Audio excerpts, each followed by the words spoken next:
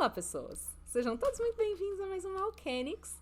E eu falei como se eu fosse o esquilinho do Sem Floresta que acabou de tomar energético, sendo que eu tô no oposto. Eu tô morrendo de sono. Desculpem se eu parecer levemente lesada na live de hoje. E hoje a gente vai falar sobre... Na verdade, assim, o capítulo chama-se Crônicas, no livro do jogador. Uhum. Mas, basicamente, são formas alternativas de jogo. Sim. Né? É um dos capítulos que mais estavam sendo aguardados. E a gente tem um trecho realmente grande, assim. Talvez Sim. vocês iam gostar do Cronofoto, reúne imagem e arqueologia. Olha, e essa é só mais uma forma de eu passar mais vergonha, porque, tipo, eu falo que eu não entendo de história, porque eu me formei em história, mas eu nunca trabalhei com história mesmo, porque eu fui direto pra arqueologia.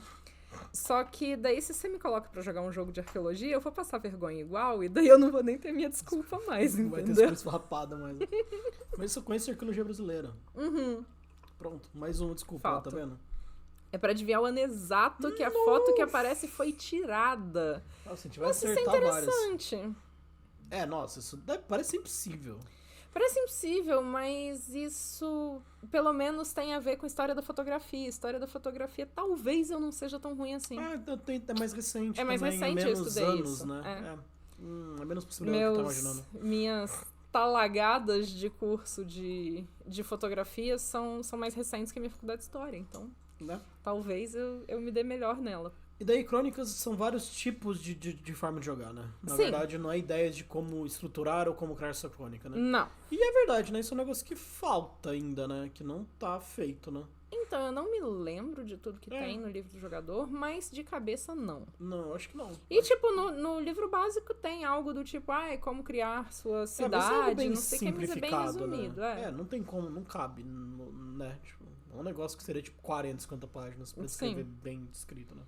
Basicamente, se você quiser criar sua crônica e você quiser uma referência oficial, use o Chicago by Night do V5. Sim. Não tem muito o que E fazer, se você não quiser uma referência oficial, mas quiser uma excelente referência, vocês podem usar o Capital by Night do Rô Amadeu e Storyteller's Guide, mas eu acho que o Capital by Night ele é mais focado nisso. O nisso. livro da Camarilla também, da terceira e da segunda edição, acho que são muito bons também.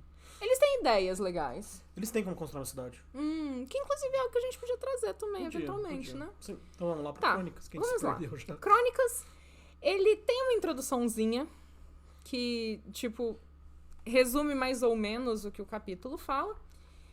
E então eu vou ler essa meia introdução. Eu nem traduzi ela inteira porque ela é bem vaga, assim. Uhum. Ela é bem genérica, né? É, bem genérica, mas eu também não, eu achei que tava muito seco a forma de começar. Tá. Então ele diz o seguinte: personagens, individualmente ou em grupos, conduzem o jogo, que não pode acontecer sem eles. Obviamente. Chamamos o que acontece nesses jogos, de história. Esse capítulo discute como os personagens individuais e coletivos e as escolhas dos jogadores conduzem essa história, a crônica. As escolhas feitas pelos jogadores, de estilo de jogo atencioso e de quais crenças eles planejam centralizar, inevitavelmente mudam o jogo. Fantástico. E tem dois detalhes que eu achei interessantes, porque eu acabei de falar que é bem genérico, que eu nem ia traduzir, mas aí, enfim.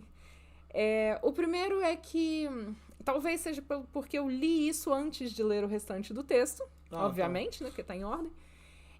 E agora isso me chama atenção, porque antes, quando eu tinha lido essa parte, este capítulo discute como os personagens individuais e coletivos e as escolhas dos jogadores conduzem essa história, e ficou um pouco vago. Mas guardem essa ideia de personagens individuais e coletivos, porque a gente vai ver sobre isso mais pra frente no texto. Uma coisa que eu gosto é que, tipo, eles dão muita atenção em falar que inevitavelmente mudam o jogo, né? Tipo, então, tipo, não é um... Então, eles já não defendem a ideia de que se nada pode ser mudado, não, né? Mas infelizmente não é o que a gente vê nas histórias prontas deles, então... Exato. Sabe, tipo, eu acho que talvez... É um daqueles exemplos de coisas que as pessoas repetem sem realmente pensar sobre o real significado disso. Entendi. E eles acham que talvez as crônicas, as histórias prontas sejam moldáveis mesmo. Entendi. Mas enfim, a gente vai falar de one shot também. Tá.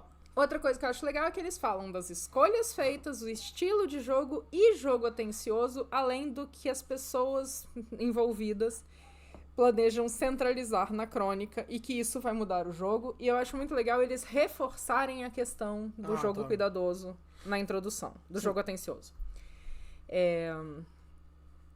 E aí, como não podia deixar de ser, depois dessa introdução, que não diz tanto assim, mas é uma introduçãozinha ok até.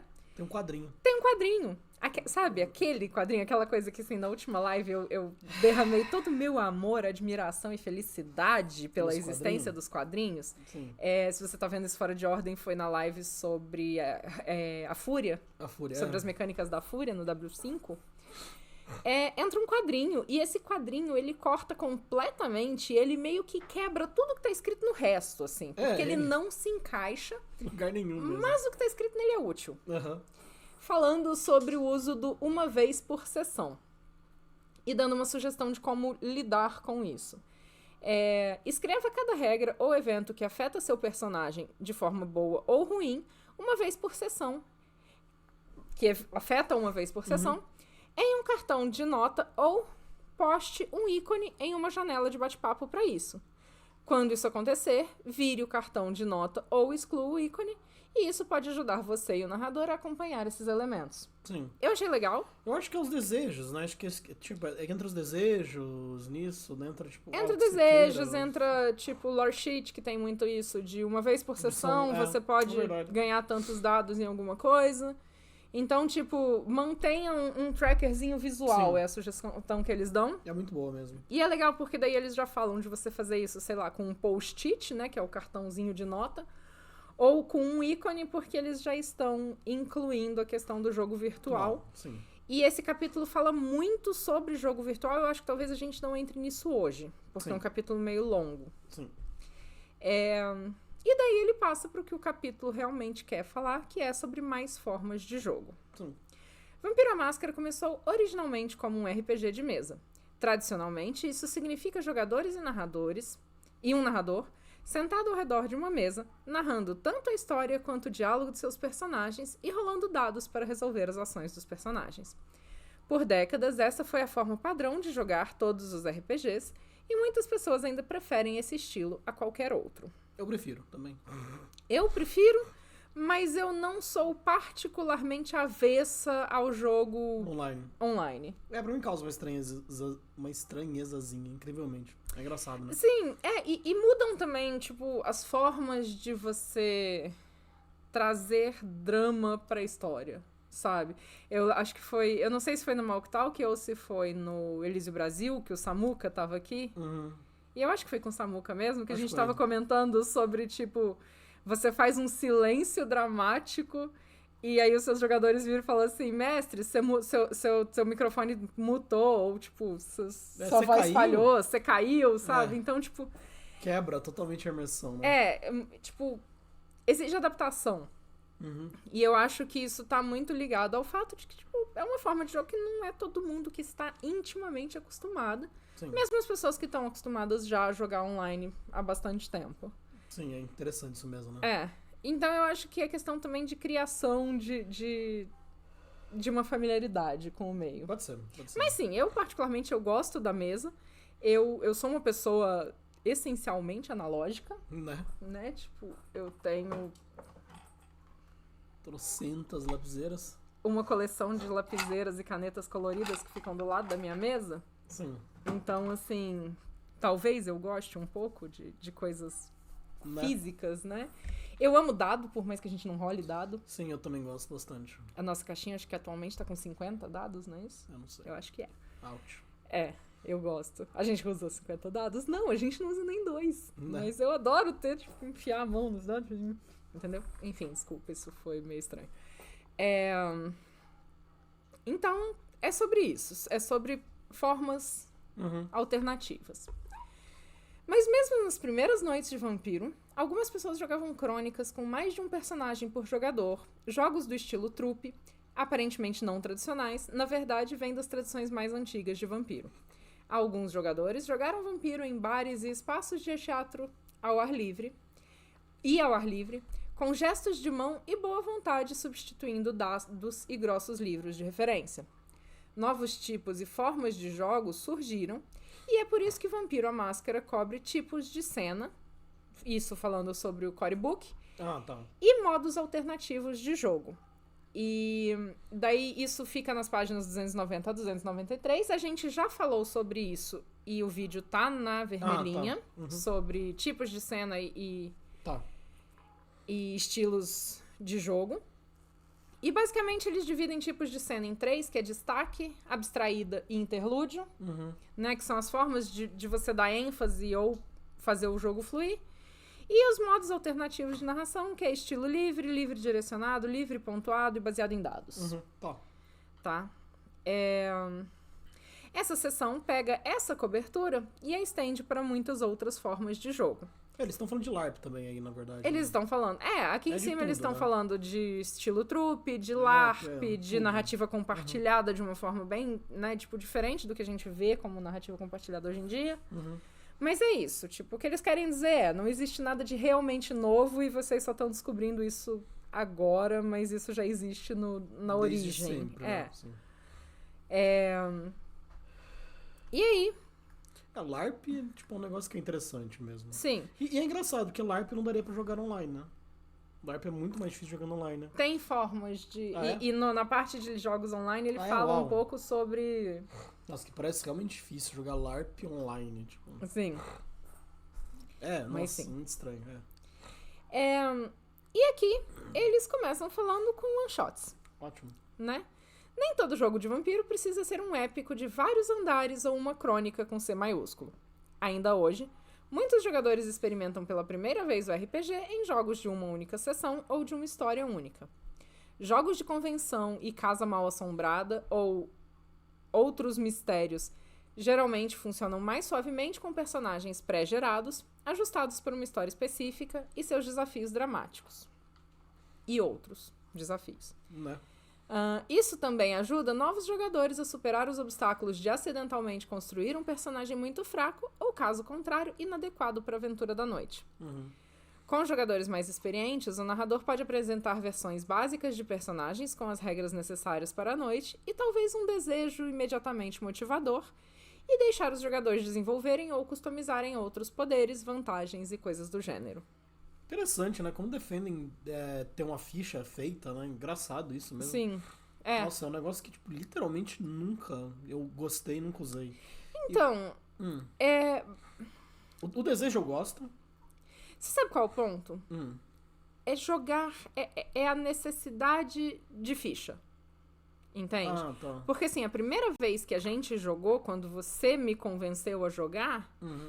Entre muitas aspas, existia um personagem pronto, entendeu? Tipo, existia. A gente... Sim. Só que eu não precisava ter a ficha, eu não precisava das bolinhas, entendeu? Você ia falando, você pode fazer isso, você não pode fazer isso. Sim, mas ele tá dizendo para jogadores experientes também, né? Dá boa noite, né? Boa noite, Street of Kane. Olá, como você está? Adivinha quem chegou de submersível da Camarilla? Que horror, submersível da Camarilla. Mas eu acho que é isso, eu acho que é muito se prender à mecânica e eu acho... Essencialmente, se você está reunindo uma mesa que não costuma jogar junto e que não existe uma relação íntima de confiança entre os jogadores e o narrador, eu acho que talvez seja essencial ter uma ficha mesmo. Interessante. Porque o ponto é... A não ficha depende de eu aceitar que o meu narrador vai virar assim, não, beleza, você pode fazer isso ou você pode ter isso, sabe? Não, o que eu tô dizendo é que, tipo, eu prefiro criar minha própria ficha. Tá. Então, mas eu acho que a ideia é, tipo, acelerar pra one shot e, tipo... One shots são histórias mais presas em Em um tema, né? Em um tema. Então, Sim. Por exemplo, eu pegar, sei lá, Unsayable Mind lá, o Mente Inescrutável, vai ser completamente inútil numa crônica totalmente investigativa, numa one-shot investigativa que a gente vai estar lá só, sabe? Tipo, explorando um casarão antigo, que é como exemplo que eles dão, sabe? Tipo, eu acho que é pra evitar que as pessoas criem uma ficha e se esforcem demais na criação de uma ficha que não vai ser aproveitada Ou então que, tipo, não vai se adaptar às necessidades da história que vai ser narrada, sabe? Tipo, eu crio uma ficha... Eu crio uma história que vai ser, tipo, porradaria e você não tem... Você tem um 0 de briga na sua ficha, sabe? Tipo, eu acho que é meio que essa a ideia. Por que você não avisou? Então, eu acho que talvez faça parte de manter o suspense de sobre o que a gente vai jogar, Tá, mas entendeu? se seguindo a sua própria lógica, se eu olhar a ficha, eu vou saber então o que a gente vai jogar. Não, que tipo... A ficha é menos direta, sabe? Ó, a gente vai não, fazer o não seguinte, é. vamos jogar um Battle Royale de vampiro. É diferente você entregar uma ficha e olhar assim, nossa, minha ficha é meio tunadinha em porrada. Ainda assim, tipo, não é todo mundo que vai saber que, tipo, a minha ficha tunada em porrada, será que é do fulano é também? Tipo, ele é o porradeiro do grupo, eu sou o social, sabe? Tipo... Ah, tá, você tá assumindo que as fichas não são compartilhadas, né? É, também. sim. Tá. É que geralmente esses negócios, somente tu dá umas fichas e você vê todas e você escolhe qual você quer, né? Geralmente a pessoa escolhe o personagem e o clã, Pode né? ser, não sei. Eu acho que é. As aventuras prontas que eu vi da V5 fala pra você dar as fichas. Fala pra você dar tudo e pra vocês escolherem. Mas sim, interessante. Mas as pessoas gostam de ficha. Eu gosto de fazer ficha. Enfim, vocês contam pra gente se vocês acham que uma ficha é necessária ou não, nesse caso, tipo de... Eu não gosto de jogar ficha pronta. Eu acho que é muito comum, na real. Eu acho que é extremamente comum. Eu não gosto. Eu acho que acaba com a... Tipo, você não tem personagem, você tem uma ficha, sabe? Então, mas a verdade é que muita gente é isso. Total. Tipo, muita gente não é o personagem, muita gente é o jogo. Entendi. Entende? É a coisa gamificada, saca? Entendi. Eu ia falar uma outra coisa também, mas eu meio que perdi. Ah, sim, e assumindo que também não é todo mundo que gosta de criar ficha igual você gosta, né? Assim, mas deixa os dois lados daí, né? Sim. Dá pra jogar os dois lados, eu acho. E também talvez seja a ideia de narrar em evento, de narrar em, sabe? Ah, sim, pra narrar em evento de você ter uma coisa pré-pronta pra agilizar o processo pra todo mundo também. Um evento é só brutal, não ser ficha pronta mesmo. Personagem, nome e clã é só... E só, o resto vai preenchendo no caminho. Ah, tá, mas não existe uma ficha preenchida. Vai preenchendo de acordo com o tipo, eu posso ter isso? Posso. Então, daí eu loco aquele X de pontos que eu teria pra pôr, é isso? Não sei, mas é interessante. Mas já vi modos de jogo que são assim também. Sim. Isso é bem legal, na verdade. Eu gosto desse tipo também. Tá, nice, interessante. Isso é legal também. Ao contrário de Ao contrário de muitos outros gêneros de jogos, os jogos de RPG de terror têm uma longa história de terminar uma história em uma única sessão. Um longo histórico, né? De terminar histórias em uma única sessão. Obviamente, isso ocorre porque os jogos de terror tendem a ter uma taxa mais alta de morte de personagem do que de outros jogos de RPG. E a forma one-shot tira o estresse do jogador de que uma morte precoce do personagem pode penalizá-lo em experiência ou tempo de jogo. Embora os jogadores não devam sacrificar seus personagens sem motivo de uma só vez, colocando as preocupações do metajogo de lado, eles ficam livres para expressar seu personagem sem essas considerações, mesmo que isso os leve a atos autodestrutivos ou de autossacrifício. Pra mim é muito engraçada a ideia de pensar que você vai jogar com personagens que vão morrer rápido jogando vampiros, sabe? Tipo, você tem um personagem que tem potencial de viver pela eternidade, ou sei lá, sabe? Já que tem gente que não gosta que eu fale eternidade, seu personagem pode viver por décadas ou por centenas de anos, e você vai pensar que vampiros têm uma alta taxa de mortalidade, sabe? Tipo, não é a primeira coisa que eu penso quando eu penso em vampiro, não. Boa noite, Nosferatu Bolado. Olá, Nosferatu Bolado, viu? Nosferatu Bolado gosta de fazer ficha. Eu também adoro fazer ficha. Eu não gosto de fazer ficha. Eu sei. Eu gosto de criar a ideia do personagem e o Dan faz as minhas fichas. Não, a gente faz junto. Mas basicamente... Não, a gente faz junto. Não é, não. Você decide muito mais do que você acha. Sim. Provavelmente sim. Tá. Eu não entendo essa pegada também, não. Tipo, pra mim só não faz sentido. Pra mim, na verdade, faz sentido em outros jogos, tipo Cthulhu, sabe? Sim. Que vampiro literalmente é isso, né? Tipo, você quer viver eternamente. Você não quer que seu vampiro morra instantaneamente. Senão você tá jogando outra coisa, sabe? Senão você tá jogando de humano. Sim, é a sensação que eu tenho. Sei lá, sabe? Tipo, é estranho também. Causa um estranhamento. E fora que, tipo, puta merda, sabe? Você realmente quer entrar num jogo pra morrer, sabe? Não, Sei lá. Claro, obviamente tem pessoas que sim.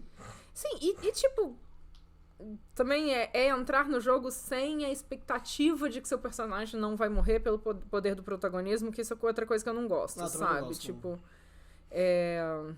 tipo, fez merda, vai morrer mesmo. Sim. E na verdade, o Dan é mais bonzinho do que eu acho que ele deveria com isso. Não comigo, porque comigo ele só vira e fala assim, ó, isso vai dar merda, seu personagem vai morrer. Mas com outras pessoas ele faz uns malabarismos mentais pra justificar de por que a pessoa não morreu. Porque ele é muito gente boa. Mas ele geralmente acaba a mesa, né? Também é só ver, né? Às vezes que a gente teve que fazer isso, literalmente acabou a mesa. Sim. Mas aí também junta com o fato de que as pessoas que têm esse tipo de comportamento também, de tipo, vou fazer merda e foda-se o mundo, também não tem comprometimento de estar... sabe, tipo, de aparecer nas noites em que a gente reserva para isso e, tipo, não tem o menor respeito pelo tempo alheio. Sim, isso é verdade. Que é isso, saca? Então eu acho que acaba sendo mais isso, tipo, a pessoa é descompromissada. Sim. Isso também significa que as one-shots tendem a apresentar cenas pesadas em drama e os personagens estão mais dispostos a expor seus conflitos internos logo de cara e sem muito estímulo. Ao limitar estritamente o número de sessões disponíveis para os jogadores explorarem seus personagens e a história, ele os liberta de suas inclinações naturais de esperar seu tempo ou esperar pelo cenário mais oportuno para revelar a verdadeira natureza de seu personagem. O relógio está correndo e só existe o agora. Eu acho que isso contradiz o que fala antes de ter ficha pronta. Sim. Porque o quanto de fato a gente consegue mergulhar num personagem que você só conheceu ali de bater o olho na ficha e pronto, há 3 minutos atrás, né? Exato. Nada. Então, tipo, eles propõem que a one shot é uma opção pra você mergulhar mais na parte dramática e na exploração do íntimo do personagem, só que eles não incentivam a criação de um personagem que você possa realmente explorar isso. Sim. Sabe? E, tipo... Tem a questão também de eu só vou explorar isso numa mesa em que eu já esteja confortável. Sim. E pra mim não faz sentido, por exemplo, sair me abrindo com uma Coterie que acabou de se formar, entendeu? Então, assim, tipo, pra mim é pior, inclusive. É que as pessoas gostam muito de narrar pensamento dos personagens, né? É um negócio que eu acho interessante. Nossa, é verdade. As pessoas gostam muito, não, porque eu tô pensando isso e aquilo, sabe? Tá, mas... É verdade. Pra mim é muito tipo, mas... Isso qual é o efeito prático disso pra todo mundo, né? Sim, tipo, mas eu entendo que o problema sou eu, porque eu sou uma pessoa muito prática e pra mim não faz sentido. E fora que, tipo, legal, eu não sou onisciente. Tipo, o narrador, pra mim, não é onisciente na cabeça dos personagens. Então não me ajuda em nada se me informar isso, sabe? Tipo, porque os NPCs não são. Não, eu acho que é só a pessoa querendo mergulhar mesmo, se pá. Se o Abias tá certo, sei lá. Não sei, não tem... Porque, pra mim, é muito a pessoa centrar-se demais no próprio personagem e esquecer que as outras pessoas também querem jogar, sabe? Quando começa, nossa, porque eu estou pensando que talvez eu não devesse falar tal coisa, porque vai ferir a alma da minha colega de Coterie. Por outro lado, eu não devo conter essa informação, isso vai contra minha voto de ser sincero, sabe? Tipo, foda-se, toma uma decisão e faz logo, porque, tipo... É exatamente isso, agora só existe essa sessão, se você não fizer logo, ninguém mais faz nada, sabe? Sim. Tipo, sei lá, meu... E fora que, tipo, você pode, eu tô pensando que ela é uma otária desgraçada por estar falando sem parar e não deixa eu falar. Sim. Nossa, que legal essa ideia. Tá, como é que você reage com isso? Sabe? Exato. Tipo, é muito otário, sabe? Tipo, dá pra você fazer umas coisas muito idiota, né? Boa noite, como Evelyn. Olá, como você está? Muito boa noite. Hoje a gente não interrompeu de surpresa seu jogo de LoL. Né? Por mais que talvez a gente tenha interrompido do mesmo jeito, porque, enfim. Você jogou o 2x2, o que você achou? O 2x2 já abriu? Ele tá só no PB? Eu acho que saiu tá. Acho que saiu, não tenho certeza. Tá, e tem que... Acho que quem adora fazer ficha é quem é metódico e adora o lance da pontuação. Eu já gosto da atmosfera, da soturnidade, olho a ficha depois. Interessante. Que bom que a gente não interrompeu. Nossa, que interessante isso. Eu sou extremamente metódico, adoro fazer ficha. Então, eu passo 3 dias imaginando a personagem na minha cabeça. E daí eu falo quando, que eu tô pensando isso, a história do personagem é tal. Então, tipo, eu imagino que ela tenha que ser capaz de fazer isso ou aquilo. Por exemplo, quando eu criei a Velvet, vamos ser mais prático. Ela é arquiteta, ela é restauradora e ela foi aprendiz da pessoa que é mentora dela desde os 14 anos de idade. Então, ela tem habilidade nessas coisas. Então, por exemplo, ela tem que ter crafts. Sim. E uma coisa que ela gosta muito é de escrever pequenos contos, mas não é a habilidade melhor dela. É uma coisa que ela gosta de fazer. Então, tipo, ela tem que ter alguma coisa relacionada a isso, mas não precisa ser grande, sabe? Tipo, meio que é assim que eu trabalho na criação da ficha. Assim, E daí o Dan fala, não, ok, então você compra crafts tanto, academics e... Enfim, por aí vai, sabe? Tipo, mas é assim que funciona. Aqui, pelo menos. Sim, mas você tá criando a ideia, né? Tipo, sim, eu crio a ideia e você traduz em bolinhas. Tá, sim. É isso. Eu acho que fazer ficha é isso mesmo, na verdade. E aí eu fico puta porque existem coisas que não se traduzem de forma objetiva. Não. Isso é uma coisa que as outras edições fazem um pouco melhor do que a V5, né? Ter outras características ajuda muito mais. E tinha a liberdade de você escolher coisas aleatórias pra você pôr na sua ficha que não eram... Que tipo, essas são sugestões, mas se você quer ter uma habilidade, sei lá, tipo, fotografia não tá na ficha, mas você pode usar o modelo de tal coisa e fazer pra fotografia, pra jornalismo, pra alguma coisa específica, sabe? Tipo, eu tô falando fotografia especificamente porque eu fiz uma ficha que eu queria pôr fotografia e não tinha no livro. Mas a melhor tinha coisa é outras características mesmo. É aumentar as habilidades. Eu gosto bastante disso. Por outro lado, tipo, meio que se torna um negócio meio eterno também. Mas não é que o conhecimento humano é eterno, sabe? Sim, mas sei lá, é meio cansativo. Fazer a ficha me ajuda a visualizar a personagem, pensar nas justificativas dos pontos e enriquece a interpretação. Sim, mas meio que sei lá, tipo... É uma coisa engraçada porque, por exemplo... Eu compro coisas na ficha só porque fazem sentido, mas que elas não trazem nada pro jogo. Por exemplo, essa mesma personagem, o avô dela ensinou ela a atirar quando ela era criança. Tipo, sei lá, 12 anos de idade. Então, ela tem arma de fogo 1. E ela tem uma arma de fogo que foi do avô dela, feita sob, sabe, encomenda, não sei o que e tal. E que só fica guardada porque é uma relíquia e ela nunca mais atirou na vida. Mas ela... tem aquilo na ficha porque é um ponto marcante da história dela, sabe? Mas enriquece a personagem. Sim. Mas, tipo, é um negócio que pra mim, se não tivesse na ficha, não ia fazer diferença, porque eu nunca vou usar. Mas ainda se enriquece a personagem. Mas isso já estava na história antes de ir pra ficha, entendeu? Sim. Sei lá. Não precisaria ter, mas ter também é interessante, sabe? Sim. Agora que pode surgir um momento que, tipo, nossa, as aulas serviram pra alguma coisa, sabe? Vai saber. Pra mim enriquece também bastante. E ajuda muito a interpretar. Eu não sei. Eu tenho a tendência de esquecer o que existe na minha ficha. Eu foco nos pontos principais e daí geralmente a ficha é pra aquele momento de caraca. Eu quero fazer tal coisa. Será que tem algo na minha ficha que me permite fazer isso? E daí eu vou consultar a ficha e ver se eu tenho a habilidade pra fazer aquilo ou não. Entendi. Sabe, a ficha é o momento do tipo, ok, deixa eu ver se eu posso fazer isso ou não. Eu não sei o que fazer, deixa eu procurar uma solução. Exato, interessante. Sabe, eu quero fazer uma gambiarra aqui porque o carro parou de funcionar no meio da estrada Goblin. Será que eu tenho fichas? Eu tenho algo na minha ficha que me permite fazer uma gambiarra? Tem, beleza, eu vou tentar. Não tem, ok, se fudeu, eu vou, sei lá, cavar um buraco, enfiar na terra. Entende? Mas é isso. Tipo, eu tenho sobrevivência, eu não tenho como consertar o carro. Ok, então larga o carro pra lá. Tipo, é isso. Isso. Enfim, sei lá. Foda-se a ficha.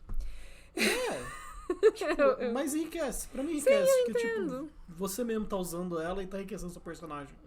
Porque você não se lembra, mas na hora que você vai olhar, você descobre se você pode ou não, e isso enriquece a interpretação do seu personagem. Porque senão você não tem uma personagem. Na verdade, isso meio que é o sei lá. Tipo, é a caixinha de ferramentas que ela tem só. Sim. Mas eu não acho que enriquece a interpretação. É uma série de recursos que eu tenho à mão, sabe? Mas eu não sei se muda o que a personagem é então ou você interpreta os seus personagens da mesma forma. Eu acho que sim, infelizmente. Tá. Eu interpreto eles muito mais baseado no tipo, num conceito core que eu acho que eles são do que no conjunto de combinações da ficha. Entendi.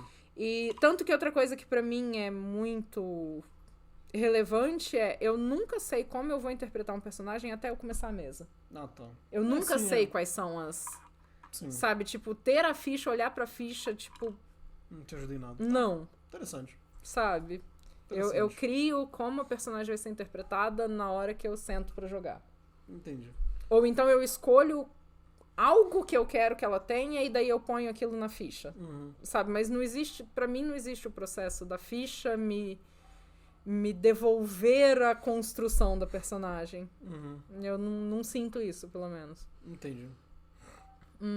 Straight Outta Cane, mas uma coisa de quem ama fazer ficha tem de vantagem é que, por exemplo, quando você quer usar algum personagem já existente e famoso, o cara dos metódicos das fichas sabe montar rápido e com coerência. Tinha uma campanha de Dark Ages que apareceu o Drácula. Ah, tá. Tá, ok. É uma coisa que eu provavelmente nunca usaria. Você não faria uma ficha pra ele, é isso? Dizendo? Não, eu não colocaria o Drácula na campanha. Sim, mas... Tipo, não, eu entendo. Aparece um personagem antigo. Você não Sim. É isso a ideia também, dá na mesma. Você não conseguiria montar a ficha instantaneamente. É isso. Não. O argumento, Mas é isso que é o argumento, eu acho. Ah, tá, ok. E os personagens da campanha que eu narrei, eu tenho um conceito e eu tenho algumas, tipo... Eu tenho algumas coisas que eles gostam, que eles sabem e disciplinas. Basicamente é só o que eu tenho, eu não tenho uma ficha. Sim, eu tenho, tipo, ideias, sabe? Tipo, tá, ok. O Alex, ele é violinista. Então, ele sabe tocar violino pra caralho e ele tem afinidade com outros instrumentos de forma menor. Agora, o que isso representaria numa ficha pra ele, provavelmente, sei lá, performance com especialização em violino, sabe? Sim. E pra mim ainda não reflete, porque daí, por exemplo, eu teria que colocar academics porque ele estudou num conservatório, então ele tem formação em música, sabe? Tipo, pra mim não importa de verdade. Tipo, é o que ele sabe e eu não preciso numerar aquilo. Eu acho que a diferença é que você fazer a ficha é que, tipo, legal, ele sabe mexer com dinheiro, ele é bom em mexer com dinheiro, ele é bom em política, ele é bom em ofícios, eu sei ele que é não é só. Tá, então São ele não tem perguntas... uma ficha, na verdade, então ele não é um ser que existe. Porque ele deixa de existir porque as pessoas sabem outras coisas. As pessoas não são só uma coisa. Tá, ok, tipo, eu entendo, as pessoas têm mínimos conhecimentos de várias coisas, sabe? Sim. E então ele deixa de existir. Pra mim é isso que enriquece. Você ser forçado a fazer uma ficha. Tá. Porque você vai ter que escolher detalhes que você não escolheria antes. Não, o problema é, tipo, eu sei que, por exemplo, ele vai chegar numa situação social, eu sei como ele vai lidar naquela situação. Sim, entende? Sim. Eu sei que, tipo, ele tem as vantagens e as limitações dele. Tá, mas se o carro quebrar na estrada da Goblin, sabe arrumar ou não? Não. Ele não sabe nada de ofícios. Não. Então, é isso que é o ponto. Então, mas você é não porque tem é nada coerente mais. pro personagem. Eu entendo, só que, tipo, isso te ajuda a trazer pequenos detalhes a mais. Porque ele tem que ter coisas que ele sabe um pouco. Ah, sim. Entende? É que, tipo, já tá eliminando metade das coisas possíveis. Sabe brigar, ele sabe usar armas fogo, sabe as armas brancas. Não. Entende? Então, sim, então ele não existe. Entende? Esse é o problema. Tá, mas, por exemplo, ele sabe... Deixa eu pensar. Por isso que é bom criar ficha. Porque, tipo, senão você cria um personagem que ele só é aquilo. Ele não é as... Mas ele tem, sabe? É tipo, é só que não tá expresso em bolinha. Mas, tipo, no momento em que a situação ocorre, pela lógica do personagem, eu sei que se ele sabe lidar com aquela situação ou não. Entendi. Entende? Tipo... Eu entendo. Ok, sim. Eu sei que ele vai ser capaz de se equilibrar pra pular um muro, por exemplo. Entende? Mas você acabou de falar que não tinha atletismo. Não, então não, tipo, ele não, eu não era atletismo que eu queria falar, era o... Tá, mas tipo, então ele tem atletismo, sabe? Então, tipo, não sei, porque é isso, esse é o problema, sabe? Tipo, dar um nome pras coisas. Tá, entendi. Entende? Tipo, tipo, não entender o sistema, de certa forma, na verdade. Sim, entendi. É isso, sabe? Tipo... Tá. E a verdade é, tipo, eu nunca vou rolar pra ele subir um muro, sabe? Tipo, Sim. Ok, eu sei que ele vai ser capaz de pular um muro até determinada altura. Pronto, eu não preciso ter, tipo, ele tem 3 bolinhas... Atletismo. Entende? Tá. É isso. Uhum. Pra mim, tipo, tira bastante a densidade. Você não ser forçado a pensar de antemão o que o personagem tem ou não. Você só tem que ser on the fly. Pra mim é muito tenso isso. Sabe qual o ponto? Você me perguntar agora, quanto de força tem a Lorena? Eu não sei. Uhum. Entende? É por isso que tem ficha. Então, mas tipo, ela... nas 600 horas de interpretação da personagem, isso não moldou como eu joguei. Sabe? Tipo, não? Moldou provavelmente em 2 ou 3 situações, mas Não, tipo... com certeza moldou. Você saiu na porrada com todo mundo que você podia ter sido na porrada? Não, mas aí é que tá, tipo, eu só sei que não é do perfil dela. E exato. é isso, sabe? Mas é tipo... porque você não tem força. Se fosse a característica mais alta dela... Mas aí é que tá, por exemplo, eu fiz Aikido e, tipo, hoje em dia eu não sou porra nenhuma mais, mas na época que eu treinava eu era realmente muito boa. E eu nunca usei. Sim, entende? Tá? Tipo, isso nunca moldou o fato de que eu não andava na rua só não vai levar lugar batendo nenhum ninguém. conversa, só continuar, né? Eu já... Tipo, você tá muito presa numa ideia. É só que, tipo, sei lá. Enfim, vamos lá. Eu acho que já travou, já. Não travou. É só que, tipo, pra mim não faz sentido. Entendi. Entende? Tipo... Pra mim, a expressar em bolinhas é necessário porque a gente está jogando um jogo. E pro jogo isso é importante, mas, tipo, como indivíduo, como personagem, tipo, a gente não sabe bolinha em tudo que a gente tem, então isso torna a gente raso? Não. Muitas vezes a gente descobre se a gente é capaz de fazer alguma coisa ou não na hora que a gente é obrigado a tentar. Não. Você não sabe que você consegue digitar? Sim, mas assim, eu sei que eu tenho, tipo, sei lá, eu sei, por exemplo, eu sei cozinhar de uma forma que a gente não passa fome, sabe, tipo... mas você não precisa traduzir porque, tipo, eu sei digitar, real. Eu sei mexer no computador de uma forma que, tipo, se o computador funcionar, eu consigo conviver. E, basicamente, eu sei escrever. Mas, tipo, eu não sei o que mais me definiria como um indivíduo que sabe fazer coisas, sabe? Entende? Mas tipo... você viu que você sabe fazer várias coisas? Você não é só uma coisa? Então, mas é isso, tipo, eu dei o exemplo do Alex, eu dei o exemplo sim, de de duas coisas, o que mais ele faz, sabe? Tipo, esse é o ponto, o que mais? Porque a verdade é que você tem que ter, tipo, 7 ou 8 coisas, no mínimo, que sabe fazer. Acho que 9 coisas que você sabe fazer na ficha. Então, mas daí você está obrigando um ser que vive a se tornar uma ficha, ao invés dele ser só um ser que vive, sabe? Tipo, não é todo mundo que vai ter 8 habilidades na vida. Entende? Conhecimento básico, provavelmente sim, na verdade. Sei lá. Que vão ser abraçados, sim, provavelmente. Pode ser. Não sei. Enfim. Sim. Pra mim já é muito bom que tenha uma descrição... tá. Não sei nem como o sistema pode melhorar nisso. Pra mim já é muito bom que tenha uma... Nossa, perdi. Uma descrição pra cada nível de bolinha de toda a ficha. De forma genérica, se for em Hunter, ter uma ficha bem detalhada faz muita diferença. Por exemplo, ter parkour é bem diferente de atletismo. Sim, nossa, completamente. Então, mas aí é que tá, tipo, se você tem parkour é porque você realmente treinou aquilo e aquilo foi relevante durante a sua história, sabe? Isso vai entrar no que caracteriza seu personagem. Entende? Sim, isso é bem relevante mesmo. Tipo, coisas que você faça de forma absurda é relevante ter isso, mas isso tá lá nos meus outlines do que o personagem é. Sim. Eu tenho dúvidas sobre como o V5 usa ofícios, ciências e erudição. Se eu estudei direito, posso rolar de erudição pra falar de poesia? Isso é uma falha da V5, na verdade, porque ele tem lá o erudição, não sei se é erudição, se é acadêmico. Erudição, traduziram. Traduziram como erudição? Erudição. Existe a pontuação de erudição, mas em momento algum te diz que você precisa determinar no que a sua erudição é? Não, diz. Você é obrigado por uma especialização. Então, mas você tem que pôr uma especialização, mas ele não diz que você não pode usar pra rolar outra coisa. Não diz. E esse é o ponto. Por mais que ele descreva que, tipo, sei lá, eu acho que 3 pontinhos é um curso superior, 4 pontinhos, sabe? Tipo, ele te dá os níveis de escolaridade naquilo. Mas não, em momento algum ele te diz, não role com poesia, sabe?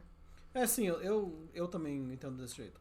Isso, Você pode usar pra poesia, você pode usar pra fazer medicina, sabe? Tipo, não pode que ter medicina especificado, sim, mas, tipo, foi um mau exemplo, mas sim, você pode usar, tipo, pra... Porra, tá difícil pensar em outra profissão. Sei lá, carpintaria. Você pode usar. Sabe, tipo... Ah, não, porque eu fiz isso. Não, sei lá, engenharia. Você poderia, você pode usar pra direito e pra engenharia, de boas.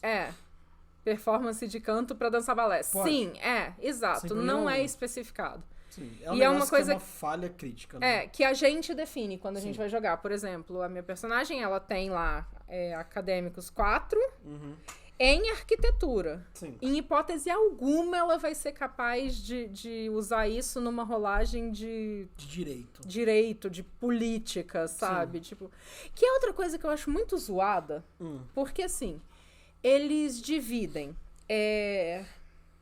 acadêmicos lá, né? Que eu esqueci o nome de novo, como erudição. Erudição, como o seu nível de escolaridade. Sim. Só que daí eles separam medicina, eles separam política, eles separam economia, sendo que tudo isso são... Campos da erudição. Campos da erudição. Sim. E, por outro lado, é tenso, porque, por exemplo... Existem conhecimentos que você tem mínimos, por exemplo, eu posso estudar, por exemplo, design gráfico, sem fazer uma faculdade de design gráfico, eu não vou ter um nível... mas é equivalência, né? Do tipo, é isso que eles querem dizer. Que existe uma equivalência. Sim, Mas, tipo... Existe uma razão pra ter os outros separados, na verdade.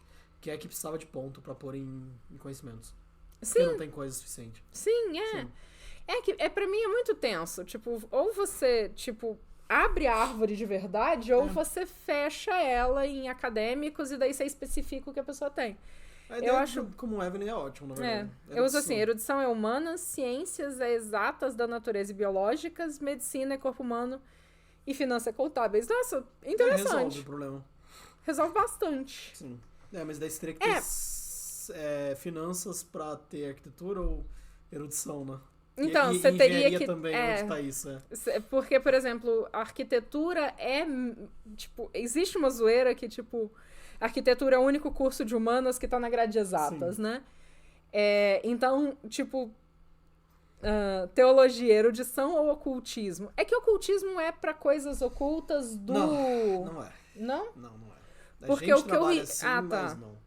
O que eu veria teologia tipo... você conhecer história das religiões, a forma que elas funcionam. A parte acadêmica de estudar as religiões. Enquanto o ocultismo é a parte prática ali, de você ser capaz de entender. No mundo vampírico. Não só no mundo vampírico. Sim, o mundo sobrenatural de verdade. Incrivelmente não. Oi, Crono, como você está? Boa noite. Porque você ganha tanto ocultismo no negócio de túmulos... Que é pra conhecer rituais funerários. Então, tipo, é humano. Então, mas é ocultismo. Não é a parte acadêmica disso. Não é teologia. E Osíris, eu acho que Osíris ganha pra ter um campo do conhecimento onde você é o líder religioso, meio que essa ideia. Que também não entra no que é o estudo de teologia. Na verdade entra, tipo... Então, não porque você pode, por exemplo, se tornar pastor de uma igreja, sei lá, tipo...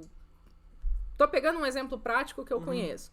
Que foi um cara que eu trabalhei com ele, que ele era analfabeto mesmo, ele não sabia assinar o próprio nome, e ele era pastor da igreja do bairro dele. Certo. Ele não é um teólogo, ele é um pastor. Então ele tem ocultismo, ele não tem... teologia, porque ele não estudou a história da religião, a formação das religiões. Que, tipo, a parte... Teologia é o estudo acadêmico, tipo, da forma científica. Eu não sei se teologia é considerada uma ciência, da mesma forma que história é. Não sei, na verdade. Mas é a diferença, tipo, entre você conhecer, tipo... Você ser o escritor da história do seu bairro ali, porque todo mundo te contou e você compilou num livro, ou de você estudar história e ser um historiador. É isso que eu tô querendo diferenciar. Não, só finanças, boa. O quê? Ok. Né? Não, e pior que nem isso ele tinha, coitado. É muito complicado, não é nada claro mesmo. Não. Eu concordo plenamente que não é nada claro isso não. Entra em muita coisa. Credo além da ciência e não ciência além do credo, do dogma, do rito. Isso. Eu acho que é isso. Você tá separando o cotidiano do... Porque Saulote não tem ficha, porque ele é personagem do narrador e daí se tem ficha pode morrer e o narrador não quer que ele morre. Eu acho que é porque ele tá morto já mesmo. Eu acho que é porque eles não... Nossa, o Tremere roubou. Tá, ok, É melhor ainda. É muito melhor. É muito melhor. Vamos continuar no texto, então? Vamos. E a gente, incrivelmente, ainda tá falando de one-shot. Né? Embora o estilo de jogo one-shot não exija muitas modificações, pode ser útil fazer uso intenso de sistemas de regras, como pegar a metade, que tá no livro básico, e conflitos de rolagem única. E, basicamente, o pegar a metade é que você considera os sucessos obtidos é sempre a metade da parada de dados arredondada para baixo. E conflitos de rolagem única, você determina o nível de dificuldade baseado nos últimos turnos, no resultado dos últimos turnos. Como é que você tá falando? O que você tá falando? Rolagem única. Não, você fala uma vez só mesmo. Não. Você determina o nível de dificuldade baseado no resultado dos últimos turnos e daí você rola contra aquela, uma vez, única vez contra aquela dificuldade. É isso que o sistema está dizendo. Eu li antes de fazer. Tá? É isso. Não é o tipo... Tá, mas como que você vai definir as últimas dificuldades? Eu não sei, é o que o livro tá dizendo. Ele não te diz isso. Ele fala, tipo, se as últimas rolagens foram favoráveis, a dificuldade é 3. Se elas foram problemáticas, a dificuldade é 4.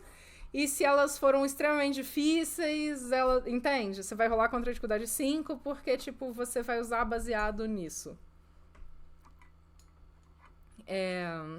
Eu vou continuar lendo, e daí você lê aí. Se o objetivo for uma one-shot de sessão única. Esses sistemas enfatizam a interpretação e as ramificações dramáticas das ações dos personagens. Embora as rolagens e estatísticas ainda sejam importantes, esses sistemas esclarecem e aceleram sua implementação para que mais tempo na mesa possa se concentrar na história do personagem em vez das minúcias de julgar suas ações de detalhes. E aí, achou? Achei. Ah. Tipo, você escolhe a dificuldade perante o que a sua posição é. Se ela é fraca, daí você seta abaixo. Se ela é forte, não, você lá, não tem nada a ver com não, antes. Tem sim. Eu posso procurar, mas tava. Todos merecem que assiste, a linhagem mais glam rock que tem. Banu Hakim também, Voltei pro Lurk por motivos de amantes. Ok, é um bom motivo pra se estar no Lurk. Possivelmente, a coisa mais importante a considerar ao narrar ou jogar uma one-shot é planejar a morte do personagem. Embora esse estilo de jogo não seja uma desculpa para ser implacável, cruel ou descuidado como jogador, você deve estar ciente de que a morte pode ser mais provável quando o drama do jogo está no volume máximo. Pode ser útil discutir com o narrador de antemão o que acontece quando um personagem morre. O jogador pode mudar para um personagem do narrador pré-determinado ou encontrado por acaso? E aí? Não achou? Não, é isso mesmo. É uma rolagem só. Sim. É isso que você faz. Mas é com a dificuldade baseada nas últimas rolagens que aconteceram. Não. Gente, eu não tô louca, eu li isso, Não tem nada disso. Tanto outra que... regra, eu acho. eu li na página que ele manda ler. E tá errado. Página 296. Sim, está errado, é 298. 298 escrito lá em cima, não? Que essa então, é 296, sobe. Aqui é 296. Não sei, enfim. Não, mas é porque é isso, é onde começa o capítulo, né? Não, também. Caceta. Não, só não tá errado. Só não, eu não... não, pode ser que... A página está errada. Rolagem única é só uma rolagem, daí você adequa a dificuldade perante qual posição. Daí se a posição é muito forte, você adequa com dificuldade mais alta, se a posição é fraca, você adequa com dificuldade mais baixa. É só isso que você faz. Eu tenho certeza que eu li, cara. Eu tenho certeza absoluta, sabe? Tipo, eu não sou louca nesse nível. É aqui, vida. É o de baixo. Tanto que eu guardei isso porque eu achei horrível a ideia de você usar acontecimentos anteriores pra você setar a dificuldade de uma cena, sabe? Porque, além de tudo, não é baseado na dificuldade, é baseado no resultado. Então, tipo, se eles passaram um aperto porque eles tiveram uma rolagem bosta, a dificuldade da rolagem seguinte do conflito vai ser mais alta. 296.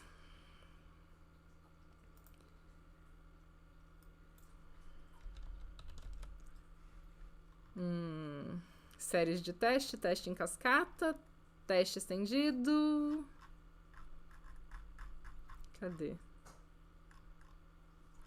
Não, eu tô antes. 94, 95, 96. Se a maior parte do combate foi favorável aos personagens, ou se eles venceram os últimos 3 turnos, estabeleça a dificuldade em 3. Se ambos os lados sofreram igualmente, ou se os personagens dos jogadores venceram 2 de 3 turnos, estabeleça a dificuldade em 4. Ah, sim, mas isso não é conflito de combate único. Mas é isso aqui, é rolagem única, é onde eles estão mandando olhar. Tá, mas você não viu que aqui tá explicando a regra? Ah, tá. Não, tipo, eu li a regra de onde ele me mandou olhar, que é rolagem única. Não, a regra está ali. Ah, tá. Ok, então a regra tá uma bosta, é isso, basicamente. Porque ela tá escrita em 2 lugares diferentes de formas distintas. Não, é que isso daqui, na verdade, ele tá traduzindo pra ele é um pedaço deste daqui, na verdade. 3-2 feito. Que é jogar em 3 turnos. Sim, mas aí daí ele fala, use o de 1 turno. E o de 1 turno diz isso. Tá explicado aqui, na verdade. Ah, tá, sim. Então ele tem 2 lugares explicando como que funciona o conflito de rolagem única. Sim, mas é aquele lá, é um conflito de rolagem única depois de já ter feito rolagens em 3, 2, 1, entendeu? É aquele lá eu acho que é o... Quando empata. Ah, tá, ok. Tipo, por exemplo, nós estamos nós 2 lutando contra o cara. Você ganha 2 e ele ganha uma de você. Eu ganho uma só e ele ganha 2, empatou. Daí a gente faz rolagem única daquele jeito. Tá. E daí eu tenho desvantagem, porque eu perdi as últimas, e você tem vantagem porque você ganha as 2 últimas. Tá, ok. É isso que é rolagem. Tá, entendi. Tá, e aí ele fala que, tipo, uma das coisas mais importantes a se considerar... É isso mesmo, pra encerrar o combate no quarto turno. Obrigado. Tá, ok, eu tinha lido errado, então foi mal. A coisa mais importante a se considerar narrar ou jogar uma one-shot é planejar a morte do personagem, e eu achei isso péssimo. Como assim, gente? Você tem que planejar antes a morte? É isso que ele tá dizendo? Então, no final ele diz que, tipo, pode ser útil discutir de antemão o que acontece quando o personagem morre, né? Se o jogador pode mudar, por exemplo, para um personagem pré-determinado narrador ou algum encontrado por acaso para suprir essa função. Left 4 Dead, né? Tipo, você encontra no armário. Encontrei mais um personagem que no armário. Ó, que exato, legal. sabe? Isso é massa. Mas é isso. Tipo, Tá, ok. É útil você saber como lidar com a situação caso um personagem morra. Ah, não, é útil, sim. Mas definitivamente eu não diria que é a coisa mais importante a considerar ao narrar ou jogar uma one-shot. Ele tá defendendo que o one-shot é um negócio que é tipo Battle Royale mesmo, né? Tipo, todo mundo vai morrer e foda-se, né? Tipo, você tá entrando pra morrer num jogo de seres imortais, né? Tipo, é um negócio meio bizarro, né? Acho que é pra Narc essa história, hein? Deve ser. Que não dura muito. Tipo, sei lá, eles estão propondo que, tipo, todo jogo de one shot tem que ser algo extremamente arriscado, perigoso e, tipo... E aí eles nem dizem que é porque você quer fazer uma história mais emocionante, é só porque eles dizem que... É o estilo, né? A morte pode ser mais provável quando o drama do jogo está no volume máximo. Tipo, não! Não... Sabe? Eu acho que a coisa mais dramática é você não morrer mesmo, né? Tipo, exato. Se você morrer, acaba o drama. Sim. É a sensação que eu tenho, pelo menos, né? Jogo individual? Sim, esse era o mais cobiçado por todo mundo, né? Então, não. O mais cobiçado eu acho que era o... jogo individual é... O jogo individual é one-on-one, né? Tá, tipo, okay. Eu achei que era solo. Não, que era o solo. É solo play, né? Jogo individual. Um estilo de jogo particularmente intenso, que é muito adequado para os jogos de Mundo das Trevas, requer apenas um narrador e um jogador, mantendo os mesmos papéis ou alternando história por história em uma crônica vinculada. Eu acho muito interessante porque quando a gente começou a jogar só nós dois e a gente falava isso com as pessoas pensavam, nossa, meu Deus, que absurdo, que inovador, que diferente. É super diferente. E aí eles colocaram aqui como sendo, tipo... É muito adequado e tipo, é comum, sabe? E eu fiquei assim, Né? É comum aonde? Né? Comum entre casais. Super comum. O jogo individual pode exigir muita confiança ou limites muito bem definidos entre os 2 participantes. Fato. Yes, Como... Porque... E tem um motivo, na verdade. Tá vendo, ó? Mais um pra nossa causa. Mais uma pessoa que também não... Ele é pra isso, parece. Sim. Tipo, você não vai pegar, tipo, sei lá. Mas eu acho muito legal eles falarem que é muito adequado para jogos de Mundo das Trevas, Sim, e eu gosto da explicação também. E fora que constrói, tipo, uma história que é muito mais... Profunda. E pode ir muito mais pro dia a dia e pra conexões que, tipo, antes seriam só acontecendo, sabe? Marca aí no seu negócio de relacionamento que você tem uma... Você tá legal com o seu touchstone, sabe? Ou então que você conheceu o personagem X e ele, tipo, te achou legal de volta, sabe? Tipo... sim, algo assim, né? Sim. Ele seria só mais um nome na sua lista de... Que é outra coisa que eu acho que, tipo, a regra morre muito pra gente de rolagem social, é isso, né? Tipo, jogar jogo individual. Sim, as relações como, existem, tipo, né? existe a relação, existe a conversa, existe a disputa de poder numa conversa, né? Muda muito, sabe? Kraken, eu concordo plenamente. Quando o narrador é seu namorado, ele pega muito mais pesado que seu personagem. Não é nem que ele pega mais pesado com o seu personagem, mas ele pega... Quando vocês estão jogando só os dois, mas ele pega muito mais pesado quando existem uma terceira pessoa na mesa. Sim, com certeza. E isso é intencional. Isso é intencional porque o Dan não quer ser acusado de ser injusto, e mesmo fazendo isso, ele já foi.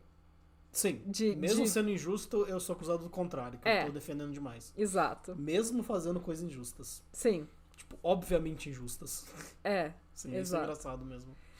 Não tem como escapar, você vai ser acusado. Sim. Acho que isso é impossível mesmo. O jogo individual pode exigir muita confiança ou limites muito bem definidos entre os dois participantes. Isso é muito importante mesmo.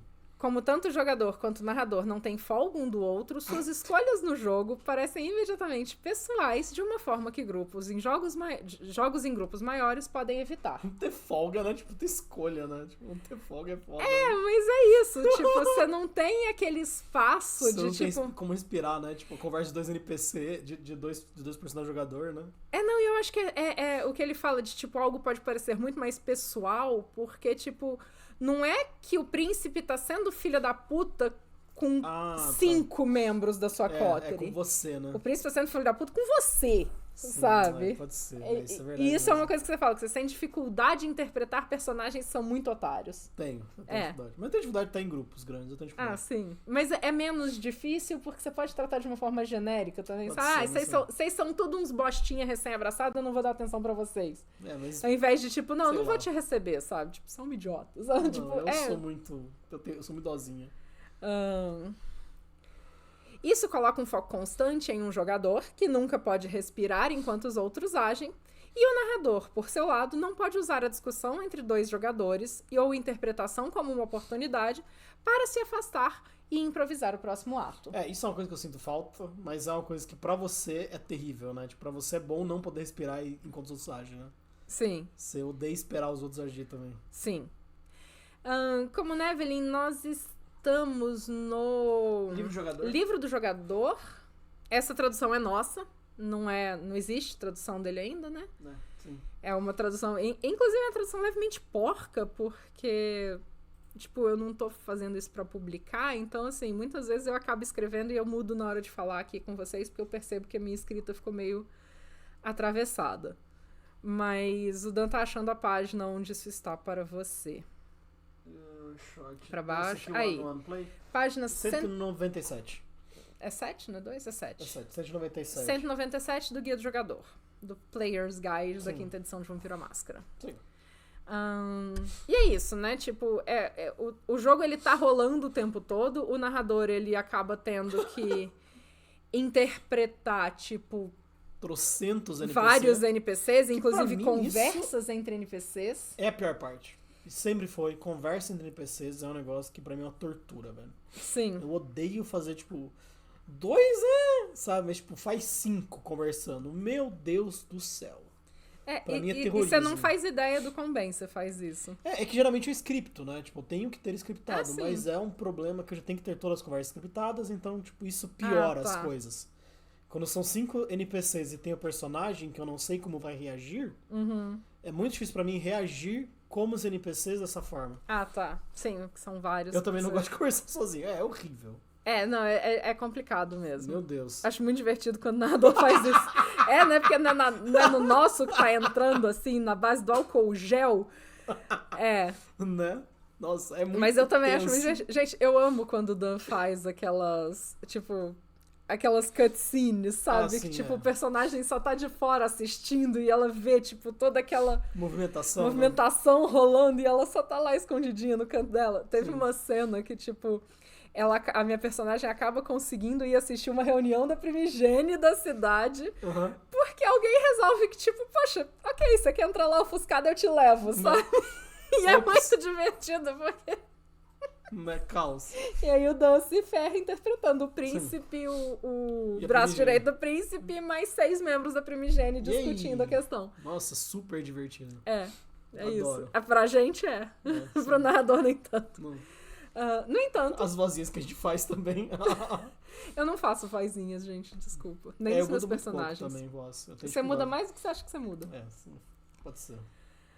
E você tem muitos trejeitos próprios pra cada personagem. Pra mim isso é mais fácil de lidar. No entanto, a exploração das motivações e da vida interna do personagem pode chegar ao máximo. Touchstones e memoriams, que podem ser muito pessoais ou complexos para se aprofundar em outros estilos de jogos, podem ser centralizados e usados como núcleo da história. À medida que ambos constroem confiança por meio de check-ins ou empolgação mútua com os resultados, eles podem até começar a alternar os papéis à medida que a história avança, dando ao conto uma qualidade de Hashoron. E eu vou terminar de ler, depois eu falo o que é Hashoron, para quem talvez eventualmente não saiba. De perspectivas sobrepostas que nunca se unem em uma única narrativa. Você acha que alguém no mundo sabe o que é Hashoron? Legal. Então, existem pessoas que gostam de cinema e estudam essas coisas. É uma coisa de cinema? É um mecanismo de cinema e escrita. Eu achei que era uma palavra em alemão. Não. Que é um método de storytelling e escrita no qual não se pode saber de fato o que aconteceu devido aos diferentes julgamentos das pessoas que presenciaram a situação, já que cada um interpreta o ocorrido de forma pessoal. Tá. Nossa, certo. Isso. Confuso. Então, tipo, a gente vai intercalando as narrativas e daí não existe uma verdade mais naquele universo, porque, tipo, quando você narrou, a minha personagem teve a impressão X, quando eu narrei, a sua personagem teve a impressão Y, porque a gente interpretou de formas diferentes. Então, o mundo, ele se torna isso, sabe? Tipo, são perspectivas sobrepostas que nunca vão se unir numa narrativa única.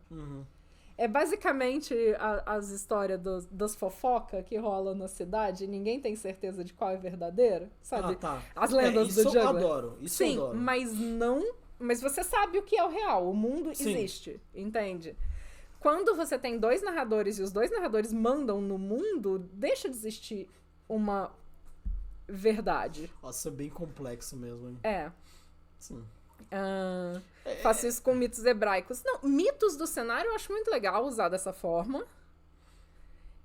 E, tipo, é uma característica muito grande do cenário que a gente tá jogando atualmente, que, tipo, as histórias, elas vão se espalhando e elas vão crescendo, e quando elas voltam em você, não é a mesma história mais. Sim, Sabe? Tipo, você acendeu um fósforo. Pô, tal pessoa acendeu um fósforo, tal pessoa acendeu um fósforo com a gasolina. Daí quando volta pra você, você queimou a cidade inteira sozinha, tipo, sabe? Eu incendiei Roma, entendeu? Tipo, isso. Caralho, sabe? Eu acendi a lareira, a história que volta é que eu sou responsável pelo incêndio de Roma. E isso é uma coisa que o Dan usa muito e que eu acho muito legal. Mas existe a verdade, existe o fato, sabe? Existe. E assim, eu não vou entrar na treta de que não existe uma verdade histórica.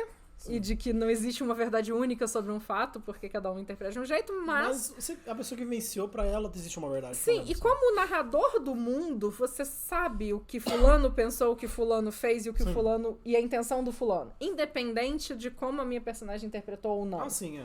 E como eles vão interpretar também, né? Sim. Que a gente interpreta o mundo de formas diferentes, né? Tipo, mas sim. Mas assim, tipo... não, esse modo é muito zoado mesmo. Desculpa, narrador de Mage aqui só tem desconfiança no coração. Mas porque daí a realidade em Mage meio que é mutável e a verdade realmente não existe, né? Não, eu odeio isso. Isso me causa pânico. O Mage é meio tenso nesse sentido, da hora. Inclusive, vocês sabem que esse é o meu ódio com história, né? Porque não existe uma verdade histórica. Ah, tá, sim. Por mais que se pesquise, o máximo que a gente pode fazer é se aproximar daquele acontecido, sim. Mas ainda assim, todas as suas escolhas, elas são guiadas pelo que você crê, pelas suas vivências, as escolhas de fonte mesmo, e mesmo a criação das fontes, elas são guiadas pela realidade de quem gerou aquela fonte para o futuro. Então, de fato, com o distanciamento temporal e com todas essas questões dessas subjetividades envolvidas, não existe uma verdade histórica. Certo? É impossível um historiador chegar e falar, eu sei ao que de fato aconteceu. Sim, principalmente no dia a dia, né? Não, e mesmo em grandes eventos, sabe? Tipo... Tá, mas você sabe, por exemplo, que tipo, foi queimado Roma, sabe? Sim. E você sabe, tipo, tal vulcão explodiu, sabe? Algumas Sim. coisas você sabe como fala. Mas tipo, é porque assim... Você perde a motivação. A história, ela não é feita de fatos, ela é feita da conexão da narrativa desses fatos. É uma narrativa desses fatos conectados, né? Então, por exemplo, o fato... o Francisco Ferdinando foi morto no período X. Isso a gente sabe. Agora, o fato de ter sido a morte dele a chave para a eclosão da guerra, não sei o quê... Mas alguns fatos existem. Sim, mas não existe a narrativa. Sim. Entende? Mas você tem alguns fatos, você consegue descobrir algumas coisas. Sim. E ainda assim, você não pode afirmar com certeza. Entendi. Sabe? Você não pode afirmar com certeza que... Sei lá, que era o Pedro Álvares Cabral, que tava no navio que chegou no Brasil. Sim. Saca? Tipo, alguém pode ter manipulado as coisas, se passado por ele, assumido a identidade dele e enfiado no navio pra fugir das responsabilidades. Tipo, sabe? Tipo, Pedro Álvares Cabral podia estar morto e podia ser um cara se passando por alguém lá, saca? Tipo, enfim, conspirações históricas. Mas, tipo, não existe a certeza, entende? E isso, obviamente, quando você vai pensando em casos e consequências, isso se torna muito mais tenso. Por isso que sempre que você vai ler um historiador, é muito importante que você... eu apaguei o tempo do vídeo, né? Eu fiquei mexendo na mesa. Eu lembro, ele 16. É importante que você leia um pouco sobre a história de... A fonte, né? Você lê sobre o historiador em si, para você conhecer os referenciais teóricos que ele adota, para você ler aquele texto... ciente de que ele provavelmente vai forçar a mão em alguns aspectos, entende? É isso. Anticientificismo tá difícil de lidar hoje em dia nas mesas mesmo. Contornar isso e deixar claro é muita conversa e esclarecimento pra não parecer Minion. Ai, gente...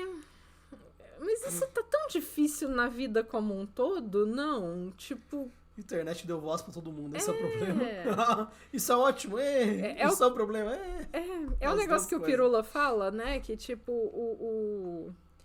o tio do churrasco, que todo mundo achava bizonho porque falava que a Terra é plana, né? Encontrou outros tios do churrasco e isso...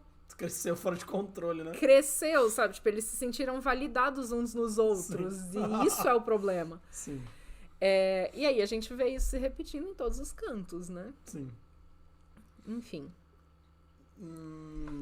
Esse é o último, né? Esse acabou, Acaba esse quer trecho. Fechar já ou você quer ler o próximo? Eu tinha pensado em ler pausas individuais e a gente deixa pra começar no estilo trupe da próxima. Nossa, falei alto. Vamos lá, então. Pausas individuais.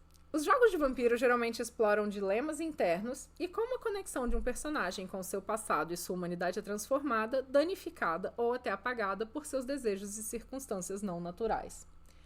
Embora seja importante manter um equilíbrio de atenção e consideração dentro de um grupo de jogo, às vezes o jogador e o narrador podem representar a jornada pessoal de um personagem longe do grupo em uma sessão individual.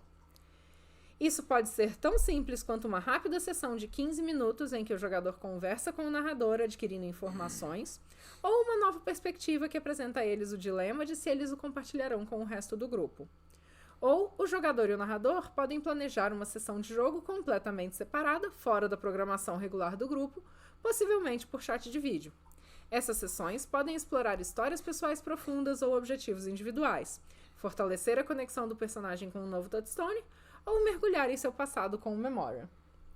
nem gosto de memória, né? Tipo, Amam, eu acho o né? máximo isso, de lembrarem que isso existe é o máximo, sabe? Eu acho que eles põem isso tanto no texto porque ninguém lembra que existe, daí eles falaram de memória um monte pra ver se a galera lembra. Lembra do memória, né? Sei lá, Tem enfim. memória do memória. É. Eu adoro essa ideia de passar informações fora. Sim. E acho que é uma coisa muito pouco utilizada, porque, na verdade, os personagens, pra eles existirem no mundo, eles têm que ter algum tipo de conhecimento diferenciado dos outros personagens. Sim.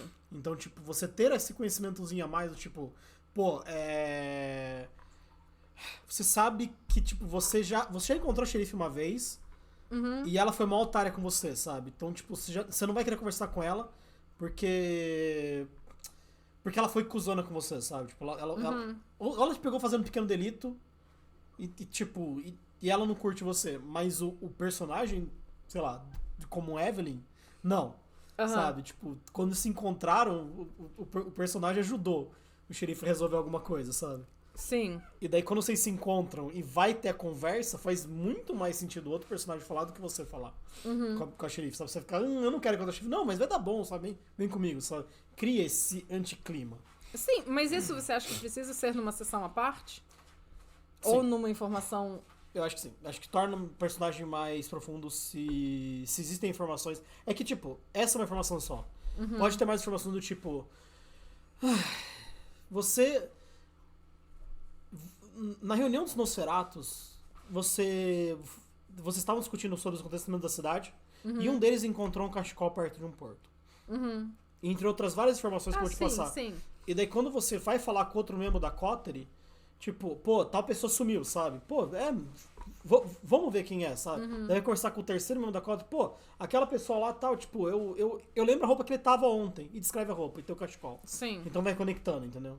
É isso que é a minha ideia, sabe? Tipo, é isso que eu gosto. Você não sabe de nada, na verdade. Mas eu já te dei uma informação que é extremamente útil. Então, mas isso não precisa ser uma sessão de jogo, sabe? Tipo, Não, ok, não você precisa ser uma sessão de jogo. participou da convenção do seu clã e você ouviu tal e tal notícia. Sim, mas Pronto. ainda assim são 15 minutinhos pra te passar a informação, é isso. Sim, é. Mas o jeito de seleção de jogo é tipo... você vai ter uma conversa com a Primigene e só você vai. E só um personagem X vai. Você não quer jogar isso numa mesa com todo mundo participando. Eu acho que depende do grau de confiança que você tem na mesa também. E depende do saco, depende de quão longo vai ser, sabe? Sim, tipo, é. É uma conversa de uma hora, sabe? Você não quer fazer todo mundo esperar. Sim. Você joga ela, tipo, em outro momento, sabe? Você nunca tem essa, sabe? Sim. Vai que Mas ninguém é tem que, auspícios, de certa forma, o meu problema com isso é... A gente tem uma mesa em Sim. que você tem dois jogadores com dois estilos de jogo muito diferentes. Ou com, tipo, iniciativas muito diferentes. E a personagem A vai fazer contato com 70 pessoas na cidade e vai ter essas interações. Certo. E a personagem B, sei lá, sabe? Só vai ficar, sabe, tipo, andando com quem abraçou ela e pronto, entende? Tipo, então vai ficar te esperando na casa da Coterie porque, você tem uma reunião, eu vou ficar por aqui. Certo. Isso vai fazer com que a personagem A tenha muito mais sessões Separadas. sozinhas do que a personagem B. E aí, no final, a personagem B não vai ter o mesmo expediente no jogo e ela vai se sentir prejudicada mesmo que as próprias ações dela tenham causado isso. Mas então você acha que seria mais legal narrar todas as interações do personagem A com a personagem B vendo? Se a personagem B não for uma personagem que tem iniciativa, ou se o personagem B, na verdade, gostar de só assistir, tipo, interagir de sim, vez mas em se ela quando... gostar, sim, Então, o problema é que é difícil você perceber isso. Sim, Eu acho falta que... comunicação, né? Você tem que questionar. Mas sim, tipo, de forma geral, acho que as pessoas vão preferir, tipo, dane-se pode jogar separado, sabe? Eu só quero que o jogo rode. Eu não sei. Eu não sei. Eu acho que depende muito do que vai rolar nessas cenas. E do quão interessantes só ou que não não elas vão ser. importa, você não sabe, os personagens você não sabe. Então, tipo, de certa forma... Mas aí é que tá, tipo, por que você tá jogando numa mesa com mais pessoas se, tipo, é melhor você fazer várias sessões separadas, entendeu? Tipo... Porque elas constroem pra quando as pessoas estão juntas. Elas constroem uma história, tipo, porque os personagens não são... Os personagens não são a Coterie. Não, tipo... Eu gosto muito, eu prefiro isso. E eu acho, tipo, eu como jogador eu preferia. Porque, tipo, a verdade é que metagame existe e é uma merda, sabe? Tipo, tem chance de atrapalhar muito o jogo. É uma parada que eu acho legal. Eu acho que começa a gerar, tipo, ai não, porque o narrador tá dando preferência pra fulano, porque fulano, tipo, obviamente se esforçou muito mais, então tem muito mais resultados, e eu não tenho porra nenhuma. Tipo, ninguém na cidade gosta de mim, sabe? Tipo, entende? E isso gera esse argumento. Tipo, mas é óbvio que fulano... Então, não, mas é diferente. Tipo, é óbvio que fulano tá se dando muito melhor porque você jogou 50 horas a mais com ela, sabe? Tipo, tá. Entende? Tipo, isso... E fora que, tipo, às vezes você, tipo, vai privilegiar o jogador que é mais experiente ou que tem um estilo de jogo mais proativo, sabe? Sei lá. Entendi. Eu não sei, eu, tipo... Eu gosto. Parte da construção da confiança na mesa significa se sentir confortável em jogar abertamente com todos e confiar que eles respeitarão os limites do conhecimento dentro e fora do personagem. Sim. Reserve o jogo individual para os elementos de história que trazem à tona o drama pessoal de um personagem e que permitem a ele uma chance de crescer, encolher ou se transformar diante do confronto com essas lutas internas. Como o personagem traz essas novas percepções de volta à mesa com o grupo maior, é a verdadeira recompensa desse método. De certa forma, o que eles estão propondo é muito o que Jason Carl faz no LA by Night, que é narrar pequenas sessões que tem muito a ver com os touchstones, com... Sim. Sabe? Tipo, ou plots muito individuais que não estão... Sim. Sabe? É isso. E acho massa pra caramba, acho da hora pra caramba. Eu acho massa. Shakespeare NX ou NX, enfim. Sejam muito bem-vindos, muito obrigada pela raid. Nós estamos falando sobre tipos de crônicas do livro do jogador. Muito obrigada pelo follow. E sintam-se à vontade. Divirtam-se. E se vocês quiserem... Boa noite. Muito boa noite. Boa noitinha pra vocês. Definir seus nomes. No Isso? chat? No chat, se vocês usarem esse linkzinho aí, o seu pronome fica escrito na frente do seu nominho. Então a gente não comete gafes quando a gente for falar com vocês. Sim. Mesmo porque memória de Malkaviana é um negócio que não funciona muito bem. Então, se não tiver escrito, eu não vou guardar. Né? É isso. Desculpa, mas meio que é isso. Assim, Blackburn 5570 Spy. Olá, Blackburn. Muito obrigada pelo follow. Então, eu acho que é isso. Tipo, são... Eu acho que eles quiseram... Tipo, eles não exemplificaram especificamente, mas eu acho que eles quiseram trazer muito o que o Jason Carl faz, que é, tipo, todos eles têm uma cena extra, seja com uma pessoa, tipo, seja com uma touchstone, seja, sabe, tipo, no caso do Victor Temple, que é com o filho lá. Sim, que é uma touchstone. Que é uma touchstone também. Da Marie Curie, que eu não lembro o nome dela. Não é Marie Curie. Não. É da Ari lá. É a Toriader. Ela tem a cena com o príncipe. Ela tem, que é com o Barão, né? Com o Barão. E ela tem a cena com o carniçal dela também. Sim. Né? E eu acho que é essa a ideia, sabe? Tipo, trazer essas pequenas narrativas à parte pra... Pra mim enriquece muito a história. De verdade, pra mim enriquece muito a história isso. Eu entendo. Eu só acho que as pessoas não sabem lidar com isso. Tá, sim. Mas daí o problema não é do método, né? Não. Mas aí é que tá. Se tem um método que ele é ruim pra uma quantidade grande de pessoas, sim, ele não... Ele provavelmente... Sabe? Mas é melhor se ele ser falado ainda assim. Sim, não. Eu acho muito legal que eles tragam. Tipo... Eu acho massa. Porque a verdade é que, tipo, você não quer dar dúvida de que aconteceu em game, de todo mundo saber que o Barão tem uma aliança com a Toriader dela, sabe? Tipo, você não quer causar essa dúvida. Não, eles não sabem. Ninguém sabe. Aí é que tá, tipo, nesse caso específico, eles sabem porque é um negócio que é streamado e se todo mundo assistir, eles vão saber depois, pra próxima sessão. Não, eles meio que, o LA, pelo menos o New York by Night, ele não é com tanta distância, não. Não? Eles fazem a transmissão num dia, eles então tá. Mesmo assim, tipo, eles passam no vermelhinha um dia e na coisa no outro, sabe? Tipo, enfim. Tá, mas assim, Mas enfim, sei lá. Faço muito com o Kraken disso de sessão off na campanha presencial que meus amigos não levam tão a sério, só gostam de se reunir e fazer algo juntos. Tá. Sim, mas é aí que eu levanto a pergunta, sabe? Por que as pessoas estão se reunindo pra fazer algo juntos se o RPG, na verdade, vai ficar em segundo plano? Não era mais legal vocês sentarem pra comer uma batata frita e trocar ideia? Eu não sei. É que a gente leva a sério demais RPG. Eu acho que esse Sim, tipo, me incomoda muito jogar com pessoas que estão ali só porque... Ai, tipo, pô, legal, sabe? Tipo, fazer uma social. Game, sabe? Joga um board game, faz outra coisa. Board game, joga porrinha, ou então não joga nada, joga conversa fora, sabe? Eu me incomodo de jogar se os níveis de comprometimento também não forem, pelo menos, semelhantes, sabe? Tipo, se as pessoas não estiverem ali pelo jogo. Pra mim, não faz sentido jogar pelo social. Entende? Entendo. Esse que é o meu ponto. Sim. É foda, né? Sim. Mas sim, se é o que a galera curte fazer, tipo, quem sou eu pra criticar, né? Exato. Tipo, eu tô... E a verdade é que eu já vi muito jogador assim, tipo, na verdade, eu acho que a grande maioria, assim, só quer se reunir pra fazer alguma coisa e, tipo, jogar RPG é algo que, tipo, flui, sabe? É um motivo, né? Influi, né? Influi assunto, né?